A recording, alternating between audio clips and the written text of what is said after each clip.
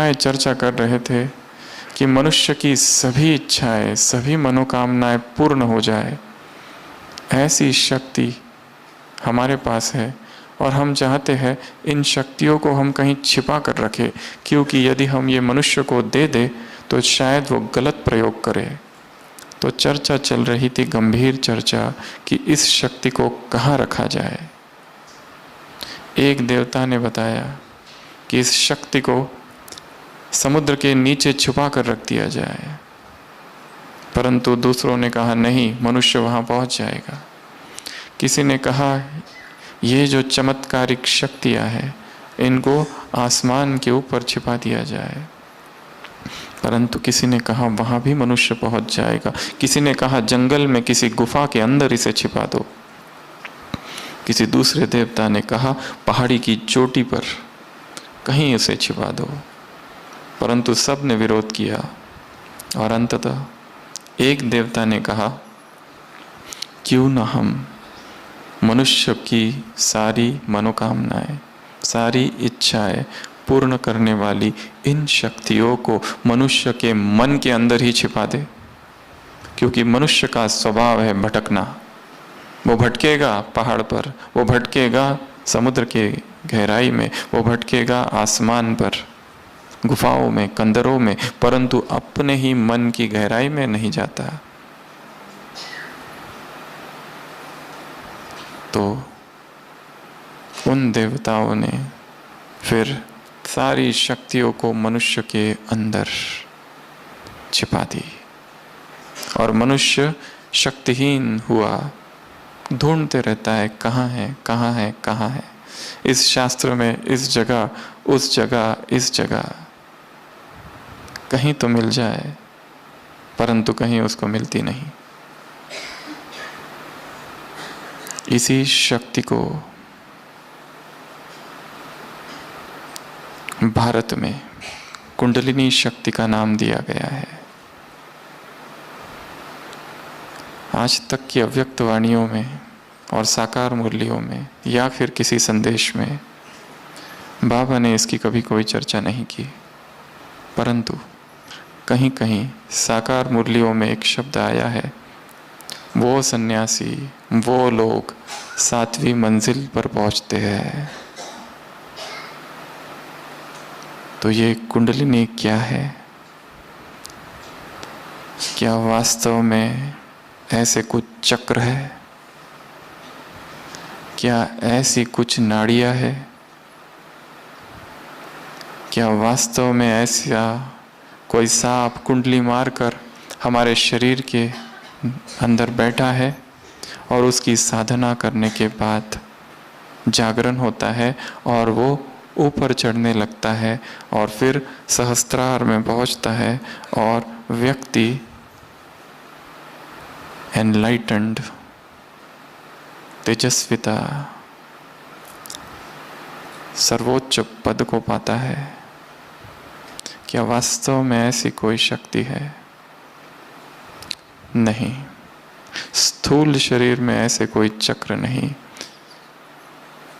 इस कुंडलिनी शक्ति का वर्णन सबसे पहले उपनिषदों में आया, फिर तंत्र में आया और फिर बहुत सारे शास्त्रों में आया, और असंख्य लोग हैं संसार के जिन्होंने इस तरह के वर्णन किए हैं।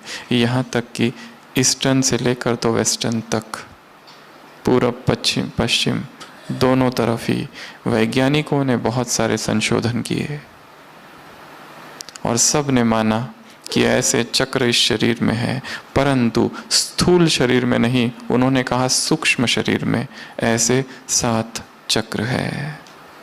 सबसे नीचे बताया मूलाधार, उसके ऊपर बताया स्वादिष्ठान, उसके ऊपर बताया मणिपुर, उसके ऊपर बताया अनाहत, विशुद्ध, आज्ञा और सहस्त्रार। ऐसे ये 7 चक्रों का वर्णन है और उनका कहना है कि मनुष्य के अंदर जो शक्ति है वो कुंडलिनी मारकर सबसे नीचे का जो चक्र है मूलाधार, उसमें बैठी है और योग के प्रयोग से, साधना से, हठ योग से, मंत्र से, या शक्तिपात से, या गुरु की कृपा से, या परमात्मा कृपा से, या कुछ साधना से, या तंत्र विद्याओं से इस शक्ति को जागृत किया जा सकता है। क्या वास्तव में चाहे स्थूल शरीर या सूक्ष्म शरीर, इसमें ऐसी कोई शक्तियां है? शायद नहीं। फिर ये क्या है? क्यों इनका वर्णन आया है? और यहाँ तक कि हमने कहा ऐसा शायद ही कोई फिलॉसफर होगा, कोई विचारक, कोई धर्मगुरु जिसने इसकी चर्चा नहीं की है। भारत में जितने महान योगी हुए हैं, महेश योगी से लेकर तो स्वामी विवेकानंद से लेकर तो निर्मला देवी सहज योग से लेकर तो स्वामी योगानंद से लेकर तो औरबिंदो, रमन महर्षि, सब ने इस कुंडलिनी शक्ति की चर्चा की है। क्या है ये अवेकनिंग? क्या है ये जागरण? क्या करे? क्या ऐसी कोई शक्ति हमारे अंदर भी है? क्योंकि कहा गया है कि जब ये शक्ति जागृत हो जाती है तो मनुष्य की चेतना इतनी ऊपर उठ जाती है कि उसके जीवन में कोई प्रश्न नहीं रहते, कोई समस्या नहीं रहती। वो जो कैद में है मानसिक, उस कैद से वो मुक्त हो जाता है। व्यक्ति है शिव झवर, उसने लिखा है अपनी किताब में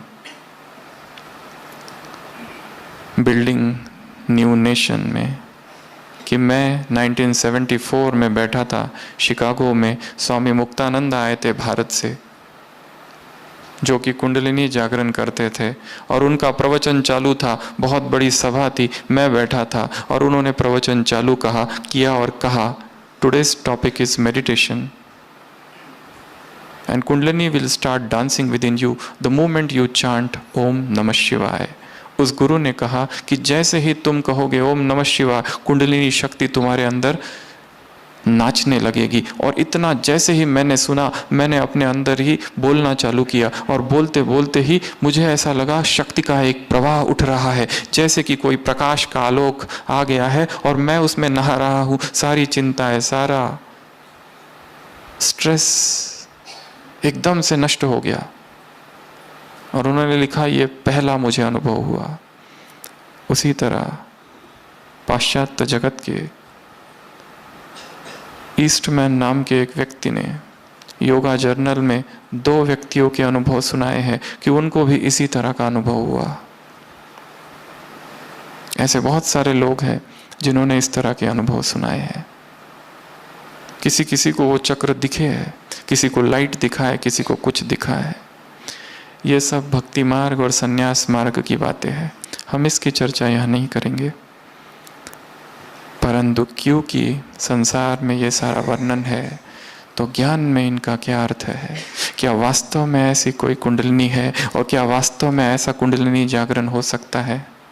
कुंडलिनी अर्थात सर्प, कुंडलिनी अर्थात वृत्ताकार सर्कुलर ऑर्बिट, और ऐसे 7 चक्र बताए हैं। और उन्होंने कहा ये चक्र सूक्ष्म शरीर में है, स्थूल शरीर में नहीं है। और जो योगी जिसकी शक्ति ऊपर चले जाती है उसे ऊर्ध्वरेता योगी कहा है। जो काम ऊर्जा है वो रूपांतरित हो जाती है और ओजस में परिवर्तित हो जाती है। उन्होंने कहा है कि 2 नाड़ियां है, ईड़ा और पिंगड़ा, और बीच में एक सुषुम्ना है जिसमें से ये ऊर्जा बहती है और ऊपर जाती है ब्रह्मरंध्र में, और वहाँ व्यक्ति का जागरण होता है। इस तरह की बातें शास्त्रों में, उपनिषदों में संसार के योगियों ने की है, प्रवचनों में आई है। यहाँ तक कि स्विस साइकियाट्रिस्ट कार्ल युंग ने अपना पेपर प्रेजेंट किया था 1936 में, साइकोलॉजी ऑफ कुंडलिनी,